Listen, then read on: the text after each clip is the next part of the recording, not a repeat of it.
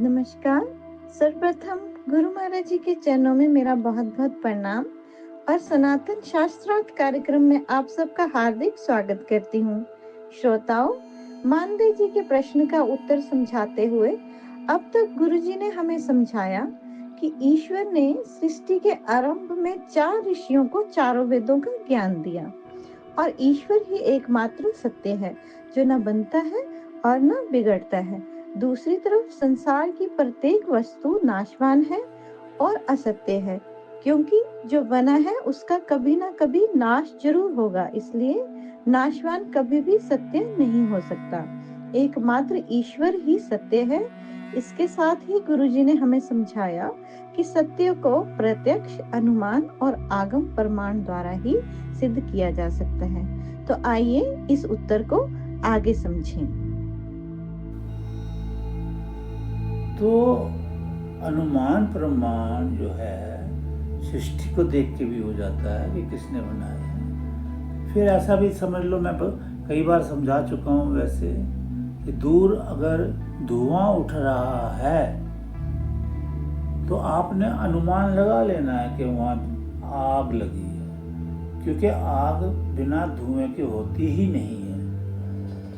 आप आग नहीं देखोगे दूर से, धुआं देख रहे हो तो अनुमान लग गया, और ये अनुमान सत्य है। प्रत्यक्ष प्रमाण भी सत्य है। तीसरा प्रमाण रह गया आगम प्रमाण।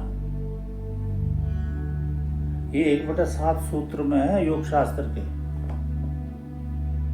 उसकी व्याख्या में तो मैंने बड़ा डिटेल से समझाया है। तीसरा प्रमाण है आगम प्रमाण। आगम प्रमाण में 2 प्रमाण होते हैं, एक ऋषि प्रमाण, एक वेद प्रमाण।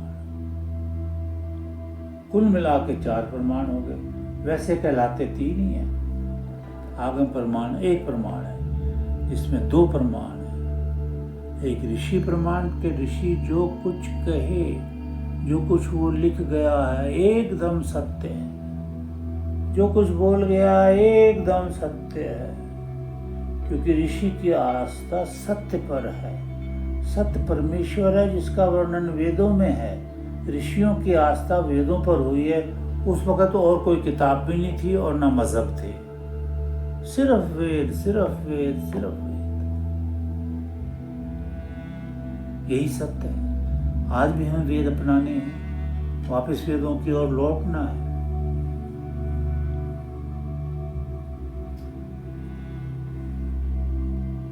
यही सत्य है। अच्छा, 3 प्रमाण हो गए, 3 में 4 हो गए ना।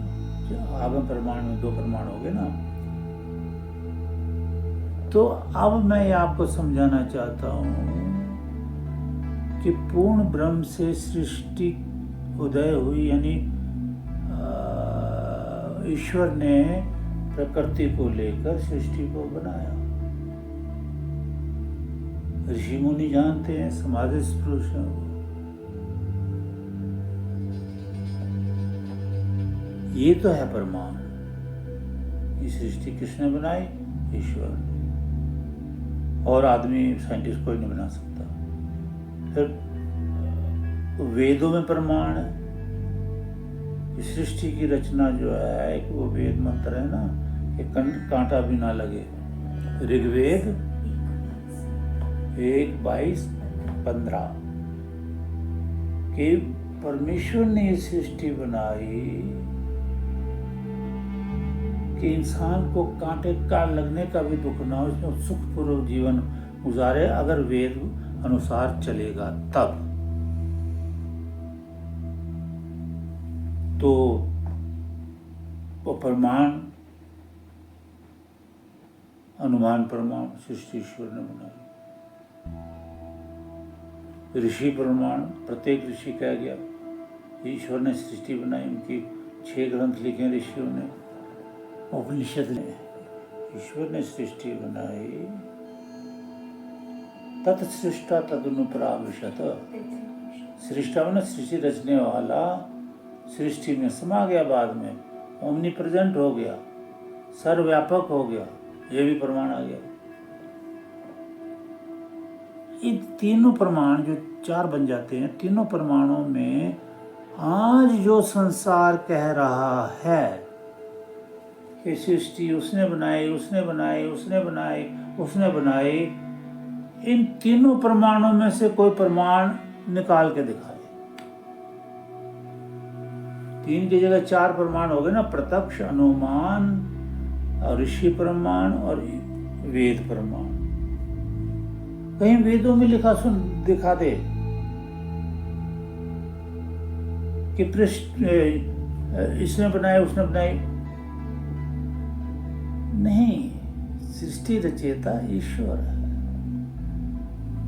प्रकृति महत महत अहंकार, ये मैंने पहले भी बताया, इसलिए मैं नहीं बता रहा कि प्रकृति से वो महत बुद्धि बनाता, बुद्धि से अहंकार बनाता, अहंकारात पंच तन्मात्राणि, 5 तन्मात्राएं बनाता, उभय इंद्रियाणि, ये जो हमारी 12 इंद्रियां शरीर है, ये बनाता है प्रकृति से।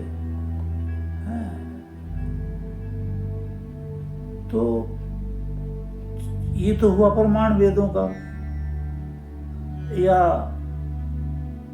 उपनिषद का भी ऋषि प्रमाण, प्रकृति महत महत अहंकार इत्यादि है ना।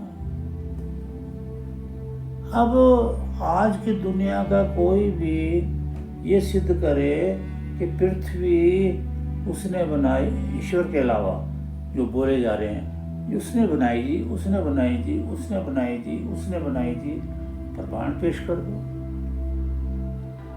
प्रमाण पेश करो।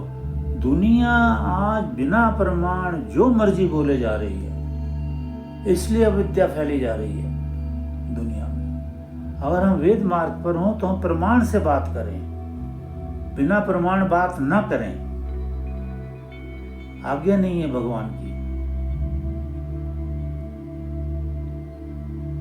और प्रमाण सिर्फ यही है 4, इसके अलावा कोई अपना प्रमाण अपने, और जैसे ये काम अपने अलग अलग कर रहे हैं, वैसे अलग एक प्रमाण बना लें। ये प्रमाण है जिसमें पुस्तक में लिखेगा कि मूर्ति पूजा करनी चाहिए, तो ये प्रमाण हो गया। ऐसे कैसे हो गया? भगवान प्रमाण है या इंसान प्रमाण है? जो इंसान जब मर्जी मर जाता है, कुछ उसके हाथ में भी नहीं है।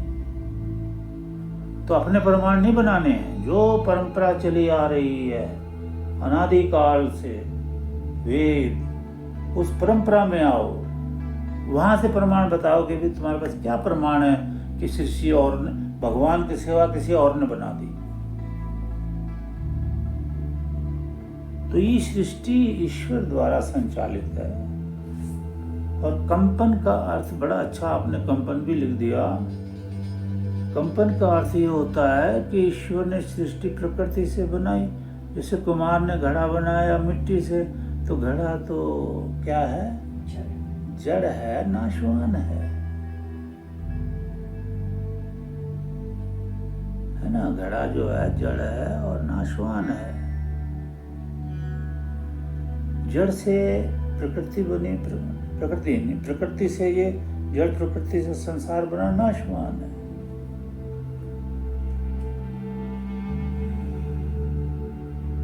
तो मैं क्या कह रहा था? कंपन की बात कर रहा था। ये भी बड़ी लंबी है, लेकिन शॉर्ट में बताने की कोशिश करूंगा। मैं पहले बोल चुका हूं इस पे, तत्सृष्टा का उदाहरण देकर भी, और भी बहुत उदाहरण है कि जब परमात्मा नर नारी का शरीर बनाता है, पेड़ों के शरीर बनाता है, जवान, सूर्य चांद सितारे बनाता है, सितारे बनाता है, जमीन बनाता है, तो ये जड़ पदार्थ होते हैं, इनमें कंपन नहीं होती। ये जड़ पदार्थ होते हैं। जैसे एक मूर्ति बना दी और खड़ी है जड़, उसे ना तो खाना चाहिए, ना पीना चाहिए, ना कपड़े चाहिए, ना कुछ चाहिए, खड़ी है, उसको ना सर्दी ना गर्मी, जड़ पदार्थ है।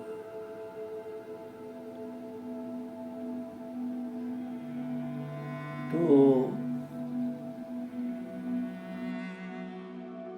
धन्यवाद गुरुजी। इस उत्तर के अगले भाग के लिए हमारी अगली वीडियो का इंतजार करें और हमारे चैनल को लाइक, शेयर और सब्सक्राइब भी जरूर करें। धन्यवाद।